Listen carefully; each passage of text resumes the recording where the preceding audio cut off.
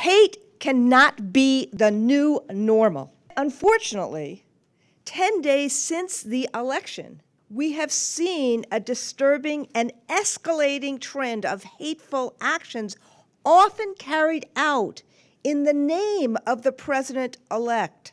Acts like students in Michigan and Texas chanting, quote, "build the wall." A Muslim high school teacher in Georgia told to hang herself with her hijab. While Trump spoke against these acts in his 60 Minutes interview last Sunday, his actions contradict that message. The nomination today of Jeff Sessions, who was deemed too racist to serve on the federal bench in 1985, and the appointment of Stephen Bannon, a hero of white supremacists who cheered his hiring, tell vulnerable Americans their right to fear what is in store.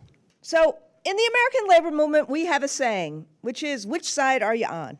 And it is time for the president-elect to make clear that hate and division will not be accepted in America, that we need to be both a nation that fights for lifting wages and a nation that fights bigotry and discrimination.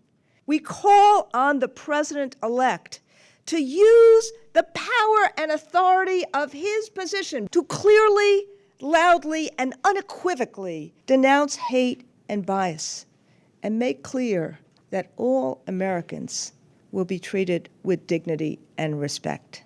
This is not a political matter. This is a moral matter. This is a moral responsibility. Acceptance, inclusion, and the right to live without fear of bullying, intimidation, or assault must be the common bond of America.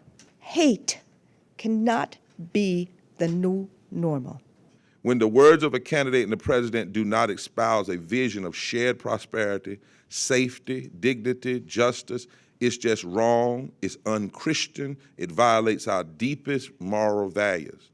When words are connected to policies that are so vicious and demeaning, coming from any politician, but especially one seeking the highest office in the land, that causes immigrants to fear for their family members, people with pre-existing conditions to fear for their health care, teachers to fear for their job, poor and working people to fear for their possibility of living wages, Muslims to fear xenophobia and bigotry, for African Americans to fear the rollback of voting rights and civil rights and hate crime.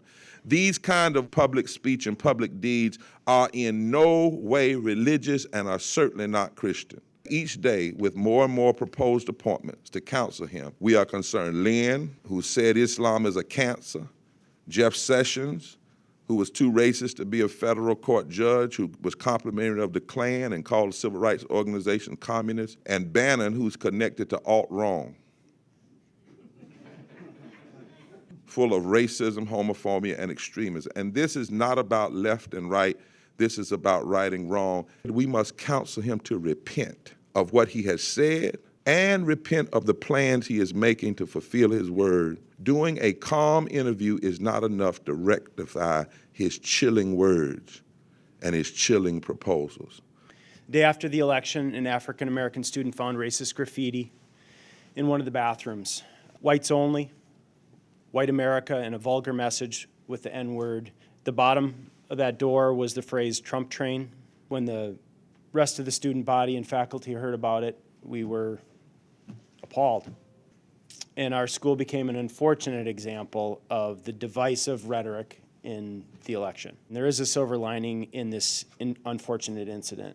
The administration responded by immediately gathering faculty in a discussion about how to address this with our students. Students led a rally before school to support each other. They posted positive graffiti posters all over the school to show that this kind of hate will not be tolerated in our school. We've started that healing process, and we have a lot more work to do. And it's my hope that Donald Trump will support our students by denouncing bigotry, racism, and hate so we can move forward together as one nation. I'm here to talk briefly about the racist, Islamophobic, misogynist, xenophobic, and violent posters, chalkings, physical threats and acts that some white nationalists and presumably unaffiliated individuals have perpetrated on our campus. We have had several of these incidents. This has generated a movement at the University of Michigan. Undergrad students of color, they began having direct actions, culminating with the recent walkout this past Wednesday that garnered thousands of participants. It was Black and person of color led, but it had hundreds of white folks supporting them. And we're trying to mobilize a broad coalition of students around racial justice, but most importantly, around economic justice. The Southern Poverty Law Center has been collecting incidents of hate. We've collected over 500 so far, and half of them are taking place in K-12 schools and college campuses. In addition, my program, Teaching Tolerance, has sent out a survey with the cooperation of AFT, NEA, and other groups. Already, 90% of the teachers have told us that the election has had a negative impact on their school climate. 90% of them have said that. The very word Trump has been weaponized into a weapon for bullies, so that all that you have to do is scrawl Trump on a locker or shout it out or chant it to express hostility. When something like this affects students in schools, and we inflict trauma on them nationally, we are inflicting a wound on ourselves that we will continue to feel for a generation. The AAUP joins today with others to condemn the wave of hate crimes and threats that have swept far too many campuses. While the problems facing higher education can hardly be attributable to a single election, we are deeply concerned that the election of Donald Trump has signaled to some that xenophobia, racism, and misogyny will now have free rein. President-elect Trump, you vowed to be a president for all of us. Today, we're calling on you to make good on that vow by disavowing the hate speech and actions that have infected our public discourse. We are asking him to use his moral responsibility, his bully pulpit, not to bully, but to ensure that he denounces unequivocally that racial hatred, bigotry, misogyny, xenophobia is not the new normal.